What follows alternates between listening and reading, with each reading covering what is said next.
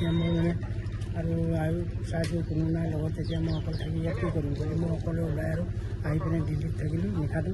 আকৌ ৰাতি যেতিয়া ট্ৰেইন আহিলে তেতিয়া উঠি গুচি আহিলোঁ। লগৰজনে কেনেকৈ এৰি থৈ আহিবলৈ পালে আপোনাক? তাৰ নাম ৰঘু। সিহঁতি মানে কেনেকৈ আহিলে মানে সিহঁতি গ'ল টাউন ফালে সোমাই কিবা খাম মই নগ'লোঁ, তাক মোক গুৱাহাটী চলে মোক গুৱাহাটী থৈ দিলে আৰু সিহঁতি। আমি জনাত কি হয়, আপোনাৰ যিজন মানুহে আপোনাক নিছিলে তেওঁ আগতেও মানুহ চাপ্লাই দিয়ে নি বাহিৰলৈ? আগত দিছে যদি মানে মই নোৱাৰোঁ, কিন্তু দিলে বুলি মই শুনিছোঁ। এতিয়া ধৰক আপোনালোকৰ প্ৰাপ্যটো নাই পোৱা চাগে, মই গম পাইছোঁ পইচাটো নাই পোৱা বুলি কৈছে। তাতে তেওঁ পলাই দিলে নেকি? ফোন কৰিলে কি কয়? ফোন কৰা নাই তেওঁক যদি ফোন কৰে ফোন ৰিচিভ নকৰে। নাম্বাৰকেইটা ব্লকত ভৰাই দিছে। কি নাম তেওঁৰ ভাগৰ?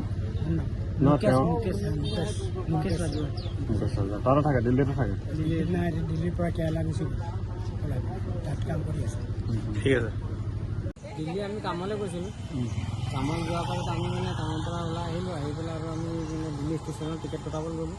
তাৰপৰা এই মানুহজন নাইকিয়া হ'ল, তাৰপৰা বিচাৰিছোঁ গোটেই নাপালোঁ মই, তাৰপৰা মই অকলে গুচি আহিলোঁ। তাৰ টিকেট কৰা হৈছিলে নেকি? তাৰ টিকেটটো কৰা নাছিল। মানুহজনৰ নাম কি? বাবাধন কৰ্মকাৰ। বয়স? বয়স 58 হৈছে। কি কামত গৈছিলা দিল্লী? দিল্লী এইটো পকা কামৰে গৈছিলোঁ। অঁ, তাত কিমান দিন আছিলা? তাত 2 মাহ হ'ল। কিমান তাৰিখ আছিলে? 2 মাহ হৈছে মানে। তাৰপৰা ঘূৰি অহাৰ সময়ত মানুহজন নাইকিয়া হৈছে, ষ্টেচনৰ পৰা নাইকিয়া হয়। তেওঁৰ লগত টকা পইচা আছেনে? টকা পইচাটো তেনেকৈ নাই। তেওঁ কামৰ পইচা পালে নাই? কামৰ পইচা কেইটকা পালে, 2200 নে 2000 তেনেকৈ কিবা এটা পাইছে। কোনে নিছিলে কামত? এইটো কি নাম? তাৰ নামটো হেৰি মুকেশ ৰাজুৱা। মুকেশ ৰাজুৱে দিল্লী নিছিলে। দুদিন নিছিলে সি আমাক। আমি নিয়া সময়ত কৈছিলোঁ ছাৰ যে যাতে আমি ৰাস্তা পদূলি দেখা নাই, তই যেনেকৈ নিছ তেনেকৈ আমাক থৈ আহিব লাগিব। আৰু যেতিয়া সি তাৰপৰা ছাইডৰ পৰা পলাই গ'ল, সেইটো সময়ত মানুহটো তাতো মই ফোন কৰি ক'লোঁ মোৰ বেমাৰটো বেছি হৈছে, টিবি বেমাৰ মোৰ আছে, যে মোক তহঁতি থৈ আহিবি। কিমান মানুহ গৈছিলে? মানুহ তাত 4-5 মান গৈছিলে। বৰ্তমান 2টা আহিছিলে আৰু আমি 2টাই আহিছিলোঁ। থানাত এজাহাৰ দিছা নেকি? থানাত এজাহাৰটো বৰ্তমান এতিয়া থানাত এজাহাৰ দিবলৈ আহিছে। আপোনাৰ নামটো? মোৰ নাম ৰাজেন মেধি।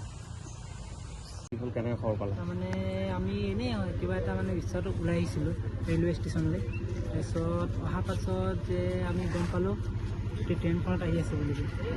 তাৰপিছত যেতিয়া আমি ইয়াত আহি ৰখিছোঁ, তেতিয়া মানে বুঢ়াজনক দেখিছোঁ যে ষ্টেচনৰ পৰা ট্ৰেইনৰ পৰা নামি আছে।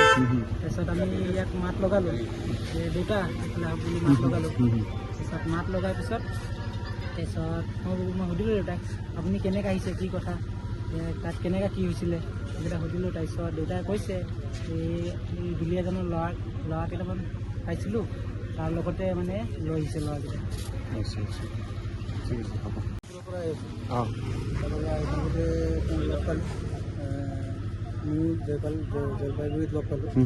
তাত লগ পাই ক'লে আমিতো ট্ৰেইনত উঠিলোঁ, তাত উঠিলে আৰু কৈছে যে ভাইটি তোমালোক ক'ত যাবা? আমি ক'লোঁ আমিতো শিৱসাগৰ যাম।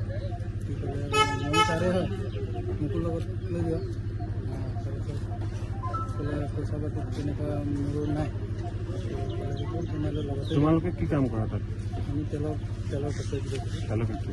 ইয়াৰ পৰা দেখা যায় বহুত মানুহে বাহিৰত কাম কৰিবলৈ গৈছে। তেনেকুৱা কিছুমান এনেকুৱা দালালপী মানুহ আছে নেকি? মানুহ সৰবৰাহ কৰা যিখিনি ধৰা মানুহ বাহিৰলৈ চাপ্লাই দিয়ে, তেনেকুৱা মানুহ তেতিয়া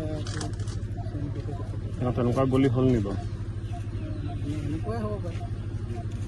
ঠিক আছে।